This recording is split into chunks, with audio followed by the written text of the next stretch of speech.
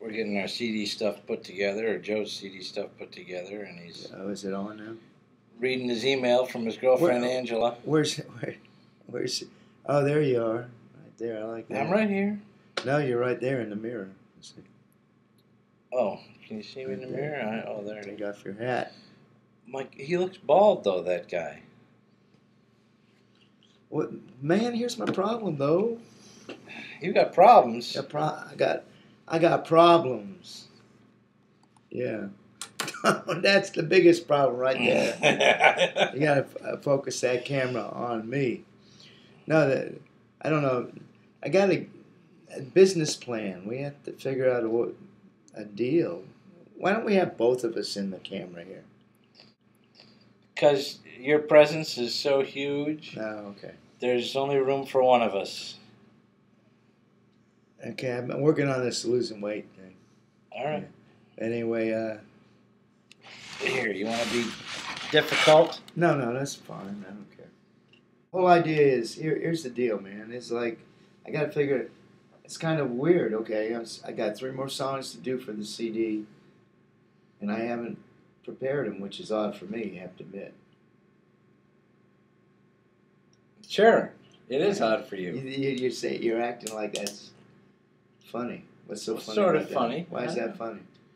Because as much as you don't admit it, you're the procrastinator, see? Yeah, but I come in here ready to play. When I come in, ready to play. Are you ready to play? No. Oh.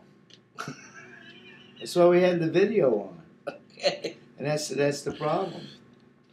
And maybe we can put the video on the CD. And I have the songs mapped out, and I don't have them mapped out. I worked on them for a couple hours, and then that was it. I let everything else get in the way. So the question is... What's the question? It's like, how committed am I going to be with this after I spent all this money and everything? You know, might as well just go on and not be afraid that this will...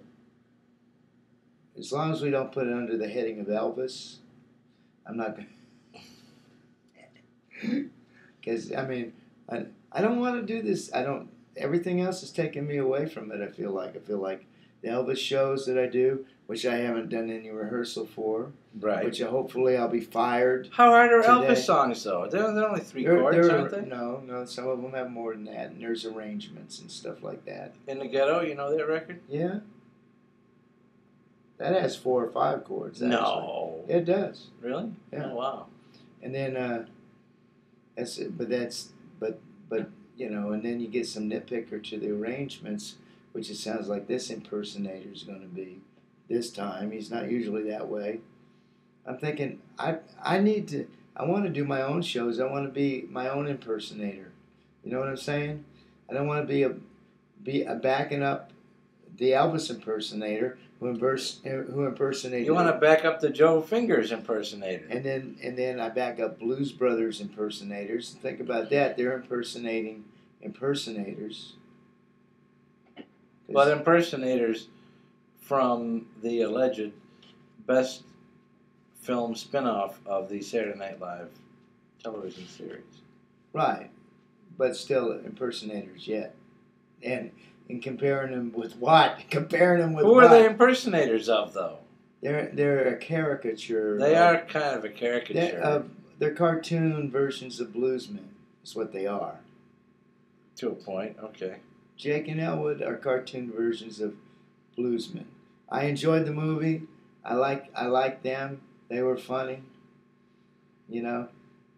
But the thing is I'm 58 years old, soon to be 59. And I'm going to spend the rest of my musical life backing up impersonators. Of impersonators? Of impersonators. Right. Very true. You know?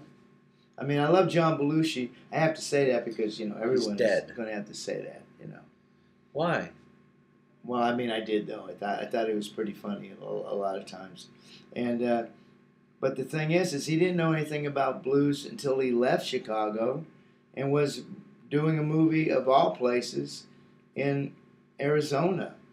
And he met Curtis Salgado, who is a bona fide, legitimate, right up in your face blues singer. Very good. Curtis Salgado. Jace Delgado. Curtis Salgado. I know Jay Stelgato. But anyway, Do you know Jay Stelgato? It's Salgado and it's Curtis. And I mean, John Belushi, I think he's not a bad blues singer. He's pretty good. Good. Aykroyd is allegedly a connoisseur. Well, yeah, he has become one. Of the blues. Yeah, so it's not to downplay their role in allowing the blues to come forward. But Curtis, he's got his due since then, which is 25 years ago. And now he's getting his due. I don't know who that is. Well, look him up in the internet. You look everybody else up. He's a good singer, real good. He doesn't have some other stage name? No, it's Curtis Salgado. Salgado. Not Jay Stelgato, who's somebody else that I know. But anyway, so he educated John about this, and he, from what I understand, just from what I read, is that he became a little bit. He caught up. He caught up on what was his basically heritage from being from Chicago. And so here's the deal. Here's the deal. Okay, go ahead. Oh, you go first. No, you go first. I like to do that again. I said the blues aren't really from Chicago. The people that started the blues in Chicago were brought up from the Delta. But it's still a different... Don't you know? It's a Chicago blues, though. Chicago blues is different than the Delta blues. But it was... Yeah, it's a progression. It's a progression. It's not a transplant. It's a progression. Okay. I mean, there's the electric element. There's the taking it from country situations to city situations. True. There's the whole more of an urban approach. Mm-hmm. And you got the urban approach there, which is completely different than the urban approach of Memphis blues. Same situation. From the Mississippi Delta, B.B. King goes up to Memphis, has a completely different sound than Chicago blues. Other than the blues part. You're a novice at this situation. It's a nuance and subtlety and feeling and emotion. You're like the blues, like I am about coffee. You know what I'm saying? Right. Because I would make that even worse. Substandard, right there is what that is. Well, see, I'm not going to deny it. Okay. But the thing is like the problem with people sometimes, and this is not you. It's not you. Okay. Okay, because I know this is not you because of conversations we've had. But when people say, "Oh, it's all the same," it's kind of like saying it's all substandard. People say they love the blues until you really talk to them, and then what it is like they say, "Why isn't it more like pop music?" It's just like people say they love jazz, and you ask them what they're listening to. And no offense to many of the fine musicians who play, the only style of jazz that they're listening to is smooth jazz, and there's much more to it than the smooth jazz aspect. Then people say they love jazz, but they listen to a different type of form. They listen to maybe some, freer expressions like Ornette Coleman, old John Coltrane when he's getting into his wild stuff.